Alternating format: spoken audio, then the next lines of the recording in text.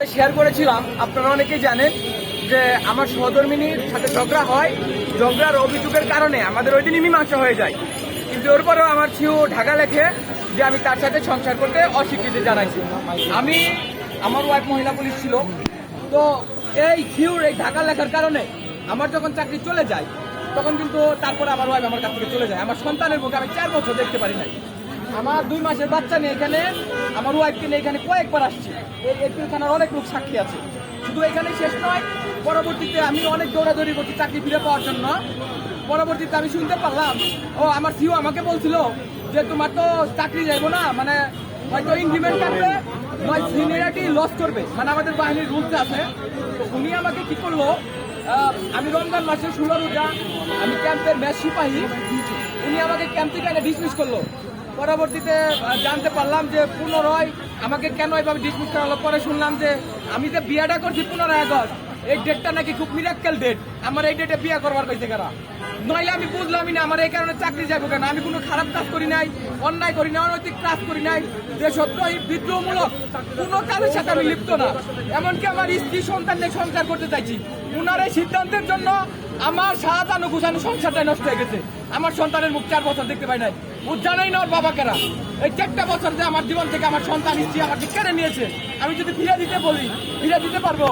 একটা কথা আমি এখানে বলে যাচ্ছি, সেটা হচ্ছে আমরা যারা চাকরি করি তারা শপথ করি যে দেশ ও দেশের মানুষের সেবা করব।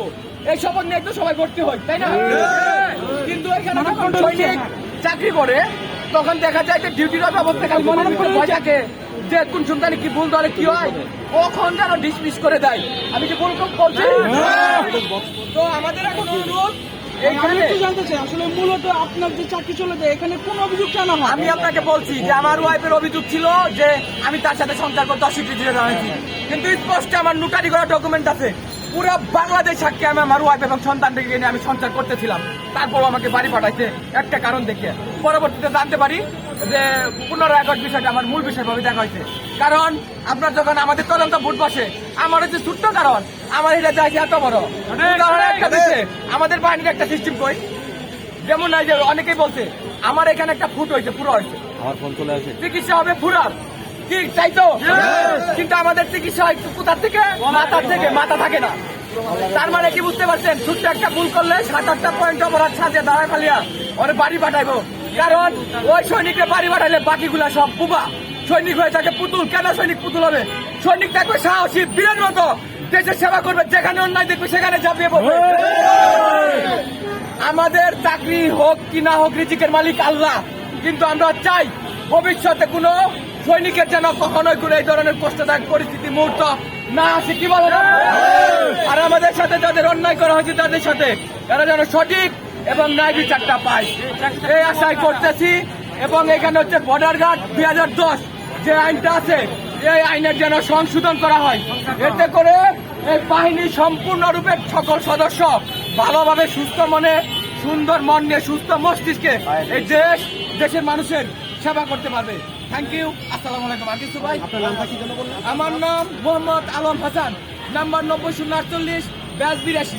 কোন ব্যাটালিয়নে ছিল? আমার ব্যাটালিয়ন হচ্ছে 3BGB। আমার র্যাঙ্ক তখন আমি সিপাহী ছিলাম, সৈনিক। হ্যাঁ, অপরাধ তো অনেকবার বললাম। অপরাধ, হ্যাঁ, আমার তো অভিযোগ করতে মীমাংসা হয়েছে, কিন্তু 15 আগস্ট আমি বিয়ে করছি, খুঁজতে জানতে পারি ওইটাই বড় কারণ। নইলে আমার তো অভিযোগ করছে তার নিয়ে আমি সংসার করুন না, কিন্তু আমি তো তার নিয়ে সংসার করতেছি। কোন জায়গায় পাইছে আমি সংসার করবো না? আমার এই প্রমাণ দেখাই দেবো, নোটারি আছে, আমার বউ বাচ্চা নেই, গেটের সামনে এত বড় মিথ্যে কথা বলে বাড়ি পাঠান লাগবো কেন? আমি যদি কোনো অন্যায় করে থাকি, জুলুম করে থাকি, আমার শাস্তি দিক, বিচার দিক। আমি তো এগুলো করি নাই, আমি করি নাই কোন দেশের বিরুদ্ধে। তার মানে কি আপনি মানে বলতে চাচ্ছেন যে মূলত 15 আগস্ট 2000 আপনার চাকরি ছিল? আমার চাকরি যাবে কেন? আমি আমাদের তদন্ত করেন, কারো ক্ষতি করছি কিনা, অন্যায় করছি কিনা, অস্ত্রগুলা বারুদের অপব্যবহার করছি কিনা, বাহিনীর সাথে বেইমানি করছি কিনা, প্রতারণা করছি কিনা। তো আমি এগুলা না করলে বাহিনীর সাদা ভিত্তির 4টা ভাবে আছে, লঘু দৃষ্টান্তমূলক, কঠোর শাস্তিমূলক। আমাদের লঘু না নিয়ে দৃষ্টান্তমূলক দিচ্ছে, মানে ওরে বাড়ি পাঠিয়ে ব্যক্তির মুখ বন্ধ দবার, ও ভুল করলো ওইটা অপরাধ। শুধু তাই না, 2023 সালেও সারা বাংলাদেশে শুধু 15 আগস্ট শোক দিবস পালন করা হয়, কিন্তু এই বাহিনীতে সারা মাস 15ই আগস্টে কোনো ছুটি হবে না, 15ই আগস্টে কোনো অনুষ্ঠান হবে না। সারা মাস বিজেপির প্রত্যেকটা সৈনিকের বুকে কালো ব্যাস পরা ছিল। আচ্ছা, আমার সাইড বিজেপিতে ছিল যে সৈনিক কালো ব্যাস পরবে না তার জন্য সাজা, ইনক্রিমেন্ট কাটিয়ে দিছে, ফেডে লাথি মারছে। এটা কোন ধরনেরই সংবিধান? আওয়ামী লীগ সরকার বলছে যে একদিন শোক দিবস পালনের লাগিয়া, কিন্তু আওয়ামী লীগের যে কতগুলা দালাল ছিল এই বাহিনীতে, ওরা সারা মাস শুধু ফালিশিং করার লাগে সারা মাস শোক দিবস পালন করছে। একটা সৈনিক বলে তারা ওনার ভিতরে কালো ব্যাস পরে নাই, তারা সাজা দিছে। এটা কি আমাদের উপরে অন্যায় অত্যাচার? কেন? আমরা কি অপরাধ করছি? আমাদের অপরাধের ধরনটা দেখাক যে তোমরা এই অপরাধটা করছো। আপনার চাকরি যাওয়ার কারণ কি ছিল? আমার চাকরি যাওয়ার কারণ বলছে আমি 22 জুলাই 2023 থেকে 25 জুলাই 2023 তারিখ পর্যন্ত কক্সবাজার ছিলাম, কিন্তু এই সময়টাতে আমি ছিলাম 60 দিনের ছুটিতে বাড়িতে। এরপরে সিও আমার 23 তারিখে ফোন দিছে, আরে তুমি আগামীকালকে আইসে বাইতুল ইজ্জতে প্রশিক্ষক হিসেবে যাইবা। আমার 60 বিজিবি থেকে সিসি দিয়ে পাঠাইছে বাইতুল ইজ্জতে, কিন্তু আর আমার নামে অভিযোগ দিচ্ছে আমি 22 তারিখ থেকে 25 তারিখ পর্যন্ত আমি কক্সবাজারে ছিলাম। এটা কিভাবে সম্ভব? একটা মানুষ 80 তারিখে কেমনে দুই জায়গায় থাকতে পারে? এখন কি চাচ্ছেন? এখন আমরা চাচ্ছি, আমি যেমন আমার চাকরি 11 বছর 6 মাস, প্রায় 12 বছর, এই 12 বছর পরে যে আমাকে বাড়িতে বাড়াইছে, এখন আমি যে না পাবো অন্য কোনো চাকরি, এরপরে সমাজের কাছে ওই দেশে শুরু আমার আত্মীয় স্বজন সবাই বলে কি তোর চাকরি কি হয়েছে। আবার এইটাও না, শুধু মনে করেন আমার যে বাড়িতে ভাড়াইছে, ভাড়াই আবার চেয়ারম্যানের কাছে একটা চিঠি পাঠাই দেয় যে এই অপরাধ করছে। কিন্তু আদৌ কি আমরা এই অপরাধটা করছি কিনা চেয়ারম্যান তো আইসে এটা যাচাই করতেছে না।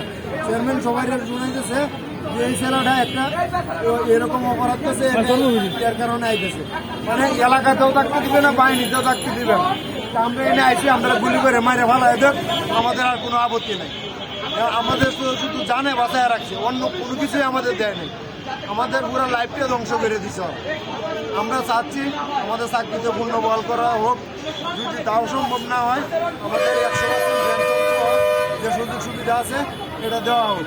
এটাই দেশবাসীর কাছে আমাদের আবদার, মাননীয় প্রধান উপদেষ্টার কাছে আমার বিনীত অনুরোধ। আমরা এখানে যারা ভুক্তভোগী আছি আমাদের বিষয়টা প্রতিয়া দেখিয়া যাতে আমরা সঠিক বিচার দেখাই, এটাই আপনারা যারা মিডিয়া আছেন তাদের মাধ্যমে যাতে সমস্ত দেশবাসী দেখতে পারে, এটাই আমার। আমার নাম্বার 84 9 65 আরিফ আহমেদ, PBGF। আমি তখন পড়তেছিলাম 60 ব্রাহ্মণবাড়িয়া। ভাই PBGF